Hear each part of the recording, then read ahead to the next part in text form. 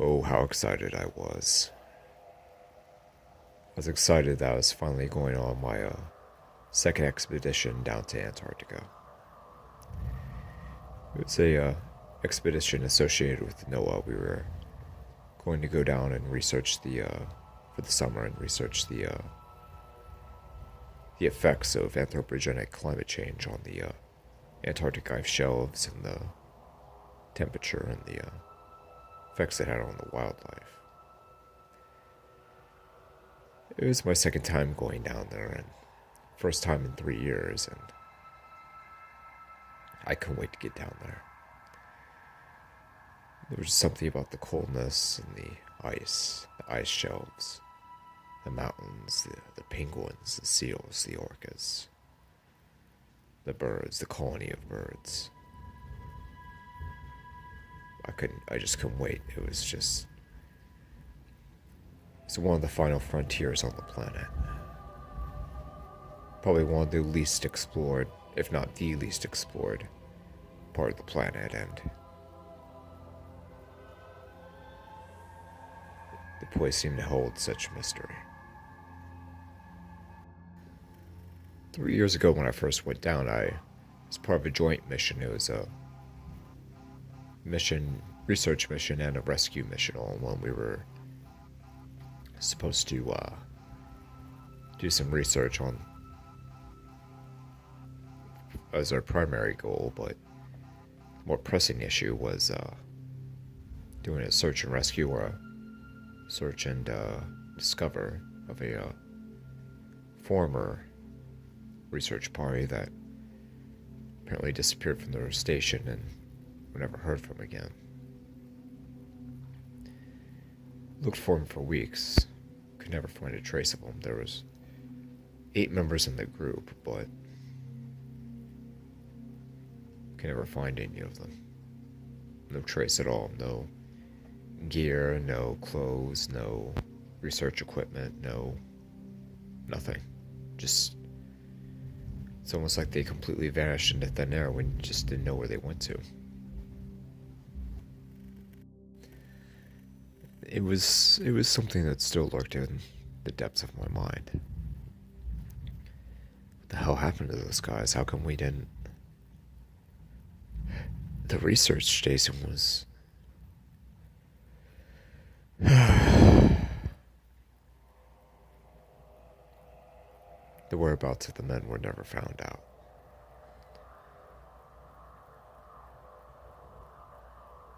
But I longed for the ice anyway.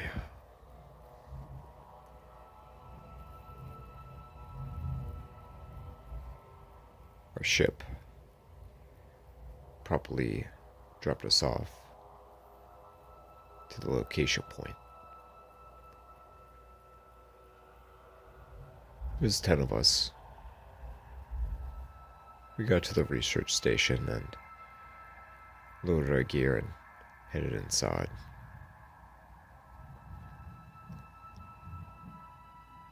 School just devastatingly hot, and just to think this place was at its warm period in the summertime, and here I am chilled to the bone, but I still love the place. Philip opened the door and made his way inside. Several more followed in, and I was fourth in line. This place hasn't changed much, has it? He echoed through the chamber. Not at all, I replied. What's that smell? Shouted Earl. Don't know, said Phil. Maybe it's coming from your parents there, Earl. Hey, fuck you. Everyone laughed.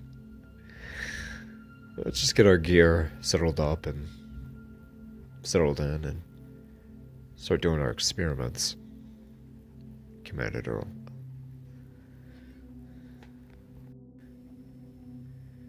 Davis tugged at my shoulder. Hey, did they ever find out what happened to that lost party that you hoped to look for? I shook my head in the negative. They never found out what happened? He asked again. Nope, not a trace of them. They just disappeared. No radio contact, no gear, no clothing, no blood, no signs of struggle, nothing. They just disappeared. You don't think they fell through some sea ice and just drowned, or just... To be honest with you, Davis, I have no idea what the hell happened to them. For all I know, they're just whisked away by something. I don't know. It's really weird. Huh.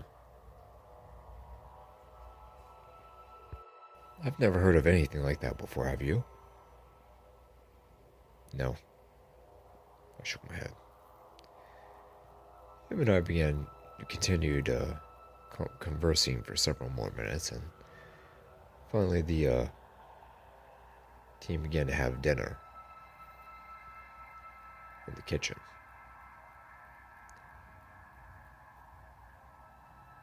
Cooked up the food and enjoyed ourselves, joked, conversed, and told all kinds of little wise tales and God knows what else.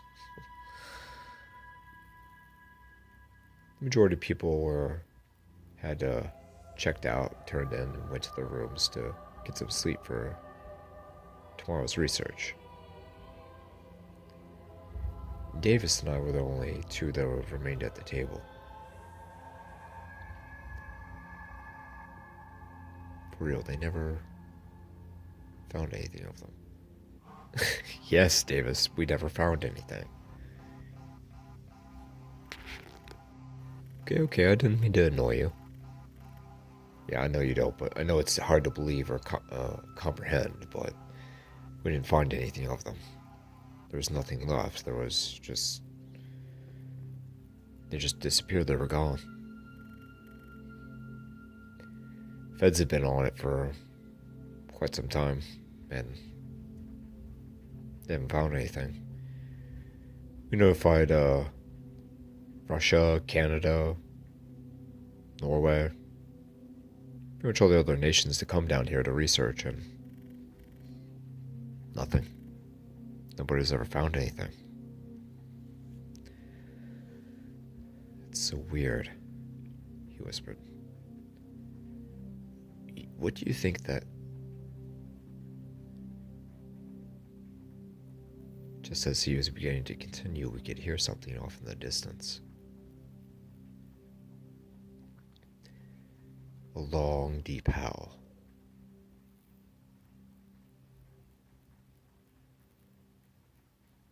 Out in the distance toward the mountains.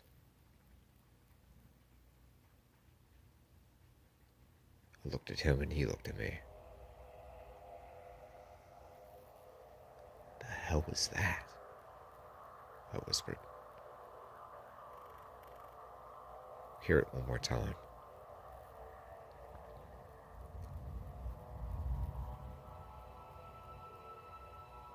Kyle? What was that? I shrugged. As the winds pick up, we can hear it one more time.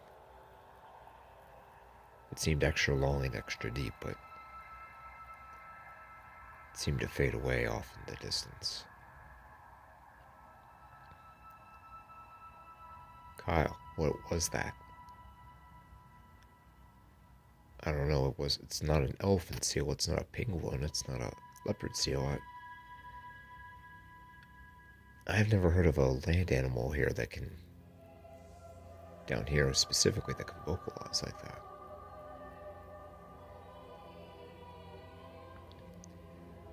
We stayed up a little longer, seeing if we could hear it again, but there's nothing but curtains for the rest of the night. About another hour went by and we called it quits. Turned in for bed earlier that morning, later, and the rest was history.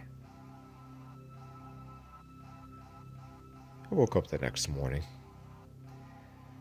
Everyone seemed in a cheery mood and willing to get out and have a look around of our surroundings.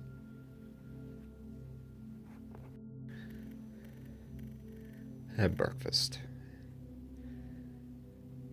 Washed up, geared up, put the necessary layers on, and we all went about our way.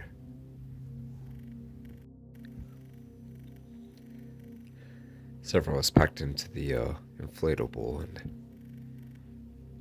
headed about to inspect the nearby bay and fjord area. Another part of the party decided to stay and do weather balloon tests and thermometer testing.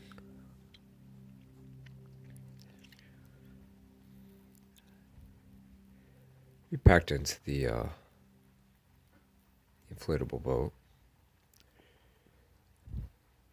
went about our way.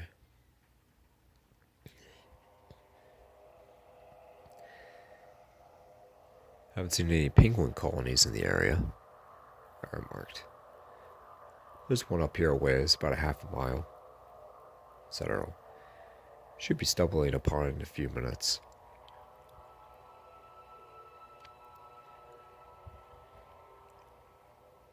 Several minutes went by. We turned a loop, and there it was, just a sea of solid black and squawking and cawing. Thousands, if not tens of thousands of penguins.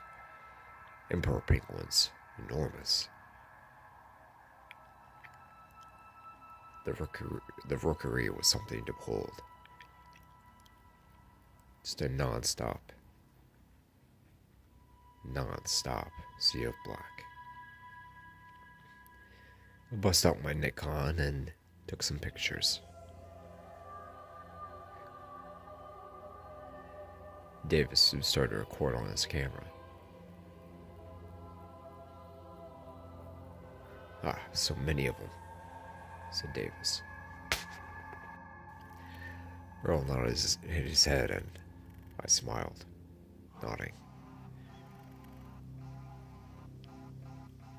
Jesus, I don't think I've ever heard of a rookery this big, said Davis. Oh, they get bigger than even this, said Earl. One time I saw one that was almost twice as large as this one. That was almost 20 years ago. Don't know where they went to, but can't find any more now. What do you think that is? I asked. He shrugged. Hard to say. Maybe all of them died off, and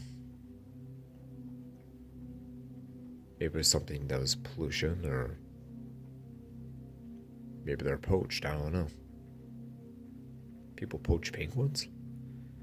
Yeah, occasionally. He nodded. Unfortunately, that's just how the cookie crumbles sometimes.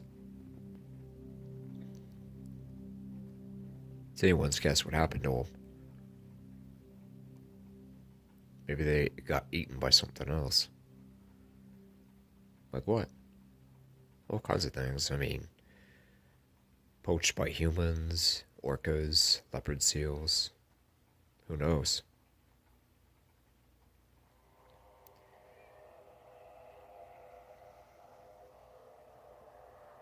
We sat there for several minutes, documenting the rookery and admiring the size of the large penguin colony. Then we saw something on the surface, about a quarter of a mile away. Davis saw it through his binoculars and allowed for me and Earl to see. Yeah, it's a beached whale, probably a day or so old. Let's head over there and see what's up. We head over. Sure enough, it's a beached juvenile blue whale. The animal was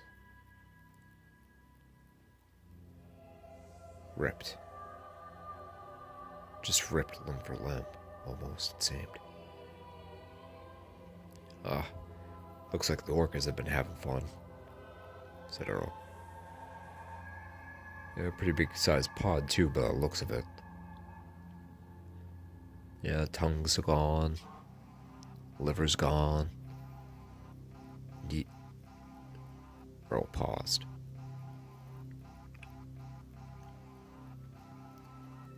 As he looked through the mangled corpse of the whale on the banks of the icy shore, he noticed something. Have a look, he whispered, pointing. Accompanying the large bite marks, there were claw marks on the whale as well.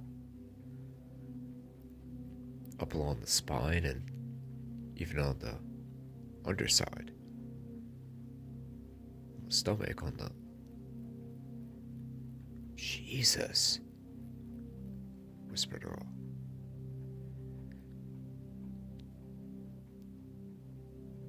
The claws were deep.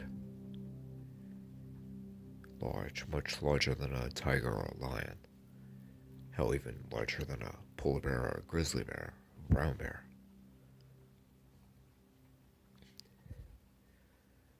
I've never heard of anything with claws like this, he whispered. Davis and I stared at each other silently.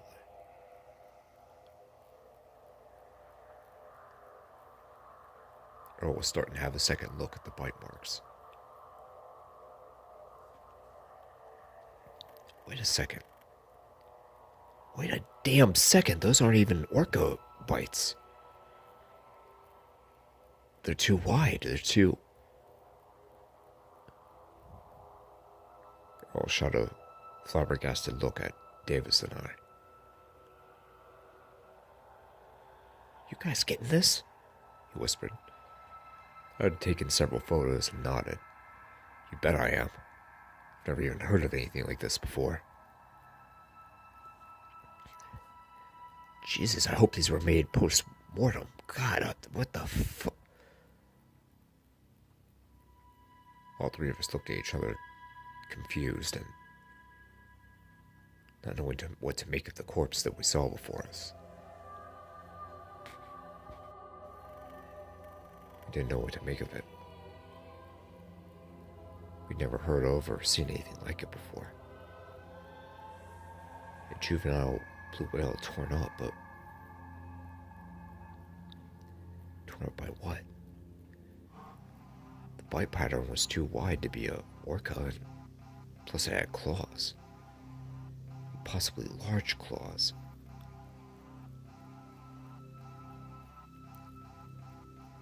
Earl turned.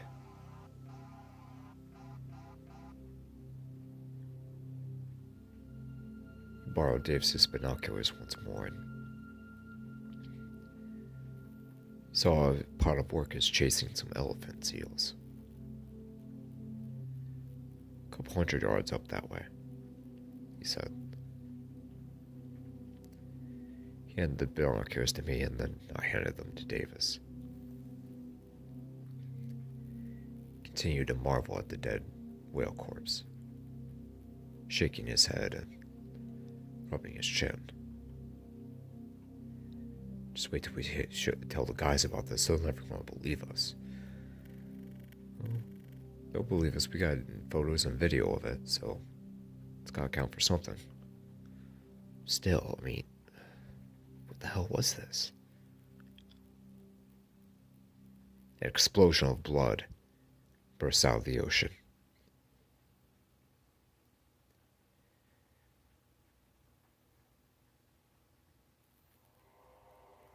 All three of us freeze in the boat.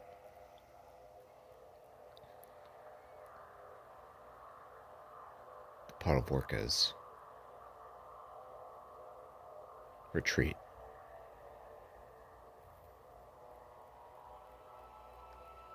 The blood splatters in the cold, unforgiving sea.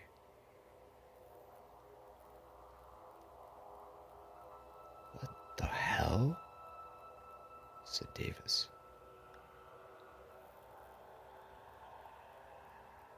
Just then a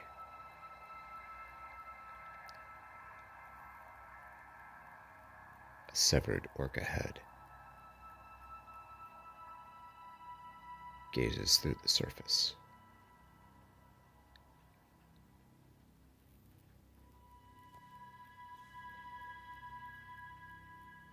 And what's left of a elephant seal could be seen. The hide peeking through the surface and going back down.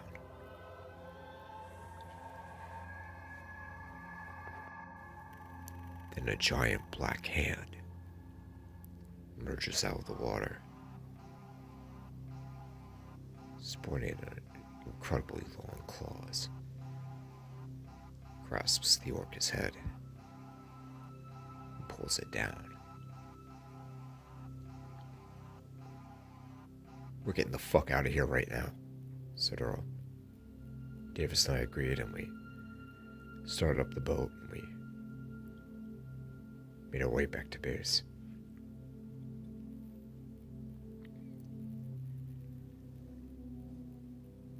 We made it back to the shore, and Phil was doing some weather experiments with the others, and he seemed really puzzled that we were back so soon. Phil, you're not gonna fucking believe this, but they're... Slow down, Earl. What the hell's going on? Earl proceeded to explain what happened. All of it: the dead blue whale, the bite marks, the claw marks, and then the explosion in the water. Followed by the severed orca head and the elephant seal corpse. And the gigantic hand, that gigantic black clawed hand that proceeded to come out, drag everything down to the depths. "What?" said Phil. Dead serious. We got pictures of it. Davis and I both showed Phil our findings on camera. But you guys didn't get the orca head or the what was left of the elephant seal? No, Phil. We were just too shocked, I answered.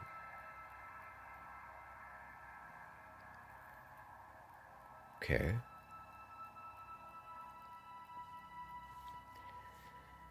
Phil rubbed his chin. Luckily, we brought on several 12 gauges, but not enough for everyone in the party. It's...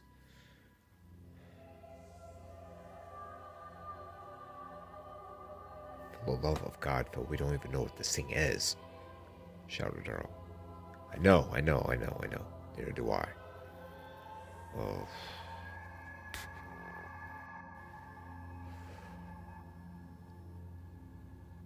Phil, we shouldn't be here, said Davis. Phil turned to him, puzzled. Kyle and I heard some howls late last night. I nodded. Yeah, we heard it 3 times. We didn't know what it was, but it's really creepy. You don't suppose that was... I don't know, I answered. All I know is this is something we have no idea what it is or what it's... Well, we have a mild idea of what it's capable of, but... I've just never heard of anything like this before.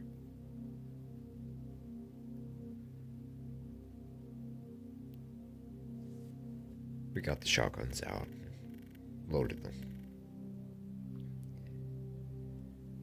Majority of the guys had one, and I myself had one as well. Alright, we stay together, everyone. We've researched together, no more going off by ourselves. Earl, you, Kyle, and Davis were Lucky to get out of that one. Earl nodded.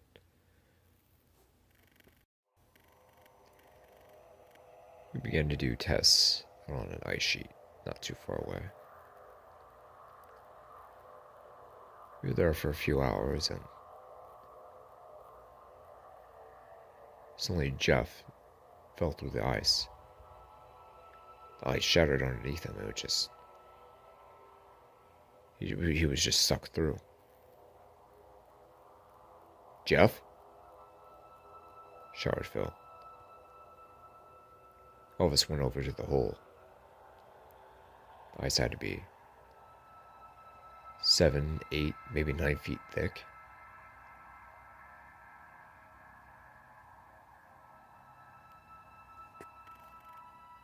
Everyone screamed. Earl even unleashed a shell and shot a shotgun into the opening, but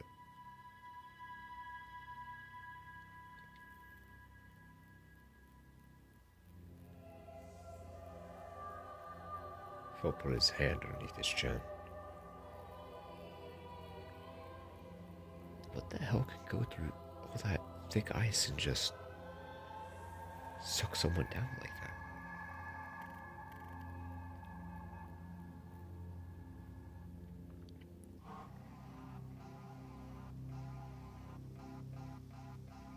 Silence through the group.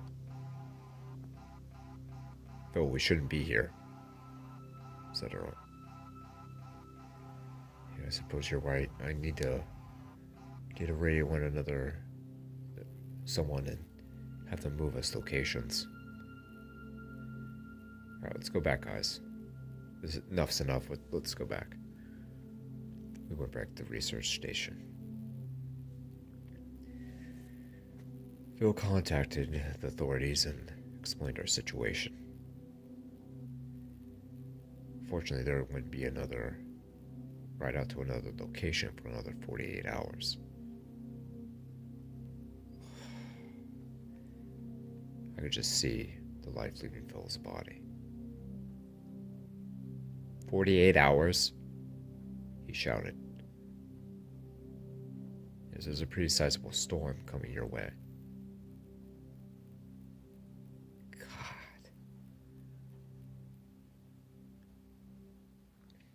There's a quietness amongst the group. Feeling of doom presided.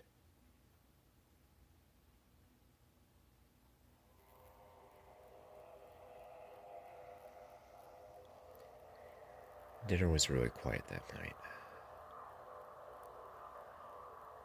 Fallen companion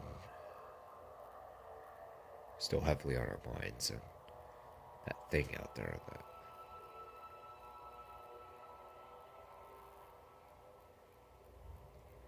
we went to bed. Woke up the next morning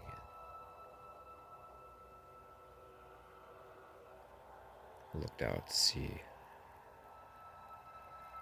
Phil, Earl, and a couple more of the guys in one of the boats. Oh, I must have slept in. I thought to myself. Apparently they were doing some whale watching. A lot of humpbacks were out in the bay, and they were snapping some photos and taking some video. All of the men had shotguns slinged around their shoulder.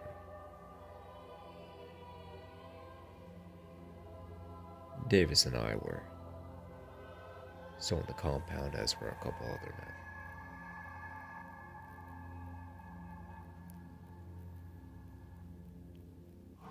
Suddenly we just saw the boat just implode, just crunch. Blood spills everywhere, it just squirts everywhere.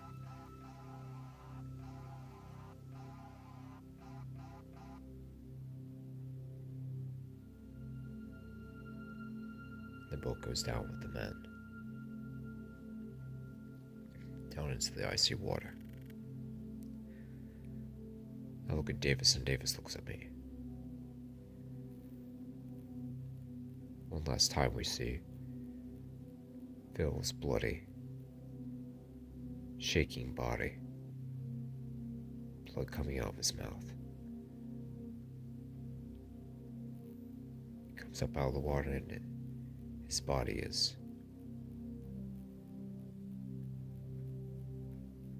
in the grasp of a giant black hand with giant claws.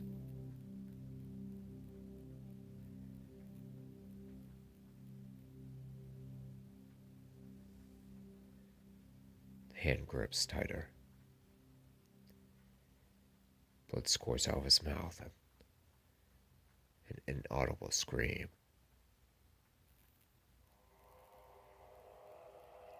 The giant hand goes back underneath the surface of the water.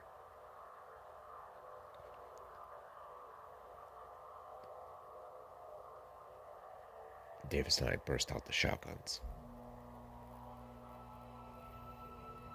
as does Terry and Luke. We tell them the situation and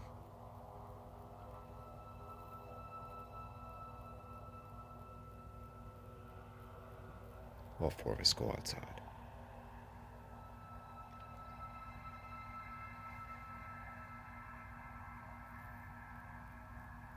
We look outside and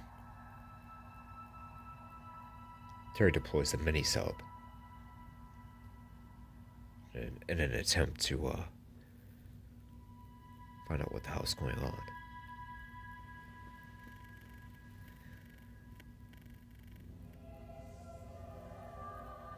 And ways down the what's left of the ripped up inflatable boat is at the bottom.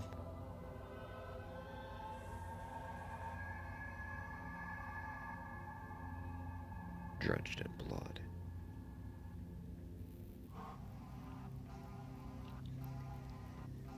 As the cameras of the mini-sub pan around, the lights capture all kinds of skeletons and skulls of seals, sea lions, whales, orcas, penguins even.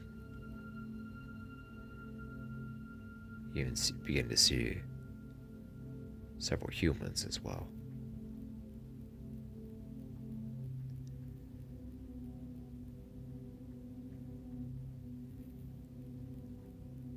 We lift up the mini-sub and continue about our way.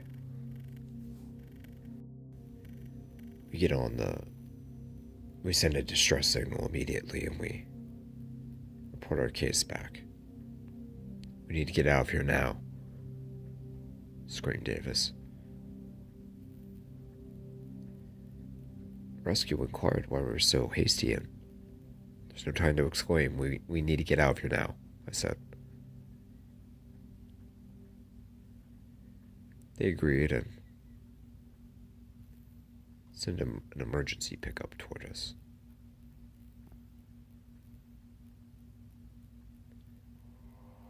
Coast Guard. Helicopter, cutter, anything, please. You've got it, they said.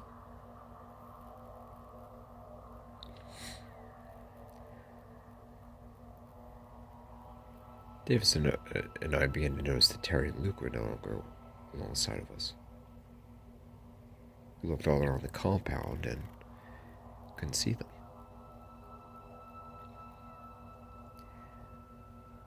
Then, at a faraway slope, I could see this huge thing, this black thing, this on the ridge of a slope going over. God, I shouted. Then Davis and I started to notice through his binoculars some footprints. Went up the slope and over the ridge to where we saw the large black figure going over. We looked at each other and went outside. Shotguns loaded and ready.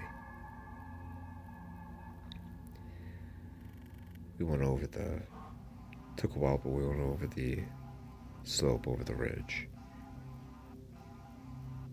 into a valley, and up over another slope, this time much more rocky and craggy.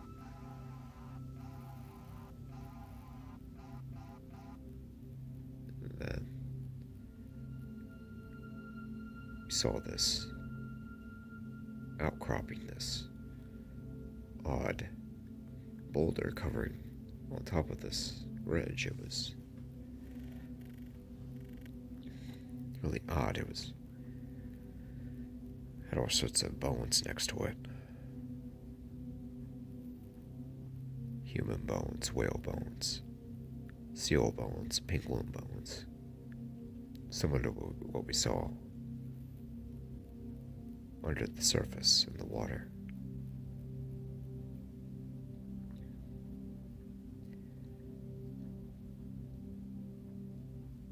The boulder lifted off, exposing this huge opening. Looking down, you could see a whale spine going in the large cavern. Well, with a lot of human skeletons as well.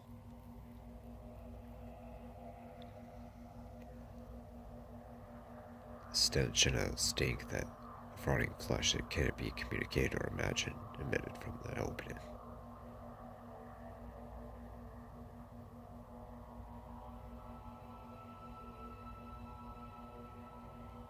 Davis had to look down.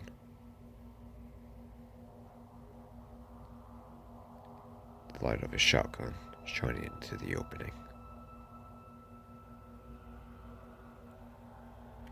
Just then the giant black arm, the giant black hand, the enormous claws just darted out and impaled through his body. The claws went through his midsection and shredded his body, ripping him in half. Blood flew everywhere, and I gagged. I covered my mouth and looked away. The sound of the dead corpse being dragged back into the cavern, dragged along the rocks and the snow and the ice, it made me gag even harder.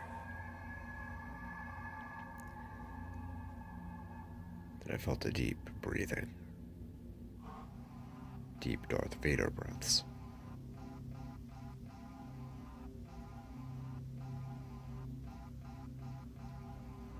I took several steps back toward the direction I came in. I looked over. There was this enormous humanoid thing, this black humanoid thing, with these claws. These crazy looking claws. They had to be almost a foot long. Similar to a big cat, but it was just incredible. It had this long, lean, muscular body. These crazy incisors that were just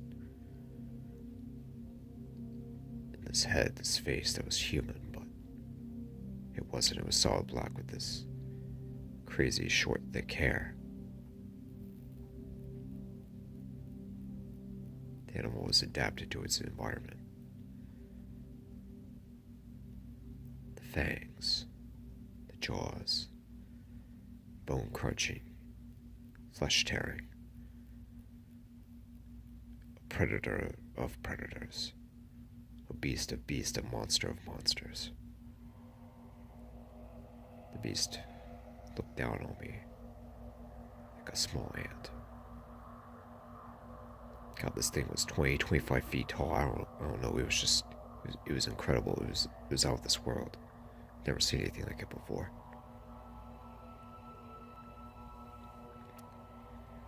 Slowly raised my shotgun. The animal grimaced.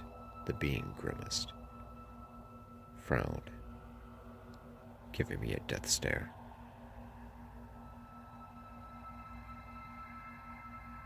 "Don't come any closer," I whispered. I went down the slope, down into the valley. The monster still looking at me, staring at me. Made it to the next slope. The monster's still staring directly at me, despite the distance.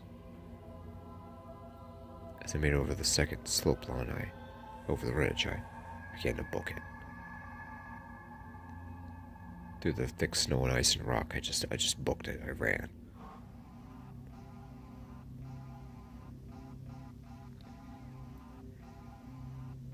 About 40 seconds, 30, maybe 40 seconds later, I could hear footsteps.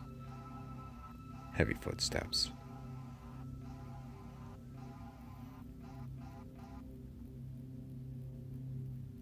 I didn't dare turn around.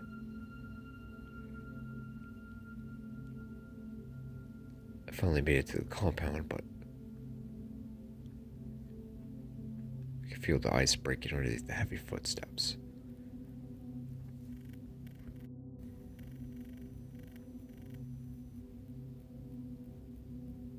Then to my relief, I started to hear a helicopter in the distance. I know I heard the footsteps behind me, and